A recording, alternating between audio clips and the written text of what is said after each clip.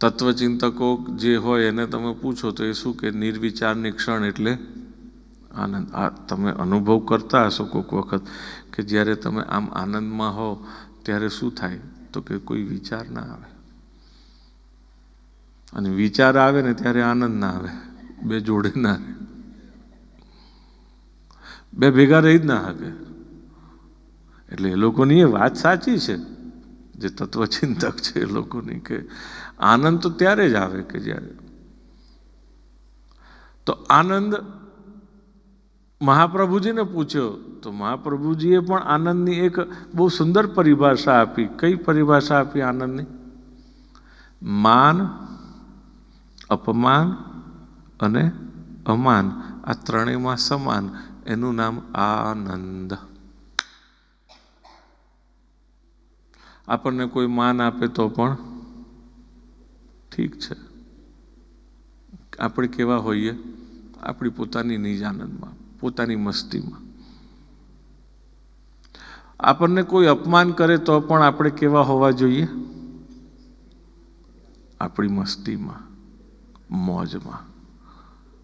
એનાથી આપણે ડિસ્ટર્બ નહીં થવાનું. ડિસ્ટર્બ થઈએ એ તો એને જોઈએ છે, સાચી વાત ને? આપણે ડિસ્ટર્બ થઈએ એ જ એને જોઈએ છે, તો પછી ડિસ્ટર્બ શા માટે થવું? એને જોઈતું હોય એ બધું થોડું અપાય. આપણે આપણાપણું તો રાખવું પડે. તો આપણે શેમાં રહેવાનું? આનંદમાં. તો માન આપે તો પણ ઠીક છે, અપમાન આપે તો પણ, અને બેવમાંથી એકે ન આપે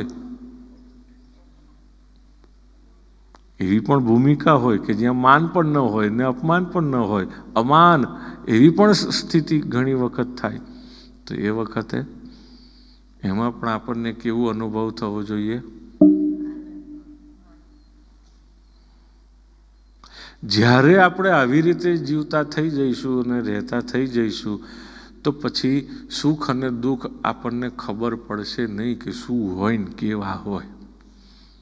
સુખ અને દુઃખ કેવા હોય એ આપણને ખબર પડશે, એનાથી પર થઈ જઈશું. અને થઈ શકે છે, કશું અશક્ય કશું નથી, અસંભવ આ જગતમાં કશું નથી. હા, એક વસ્તુ છે, ઈચ્છા હોય તો થાય, નહીતર. એટલે જ આપણા ગઈડિયાઓ કહેતા હતા આપણને, શું કહેતા હતા? મન હોય તો માંડવે ઈચ્છા હોવી જોઈએ. બધી વસ્તુનું મૂળ કયું છે? ઈચ્છા.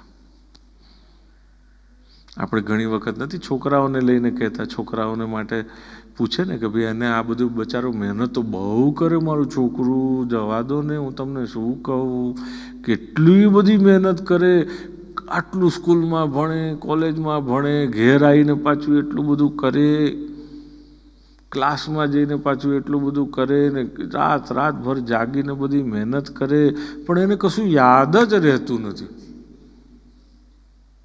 કેમ યાદ નથી રહેતું? ત્યાં એનું કન્સન્ટ્રેશન, ચિત્તની એકાગ્રતા નથી. ચિત્તની એકાગ્રતા કેમ નથી? કન્સન્ટ્રેશન કેમ નથી? ઇન્ટરેસ્ટ નથી. ઇન્ટરેસ્ટ હોય નહીં, ઇન્ટરેસ્ટ લેવો પડે તો બધું થાય.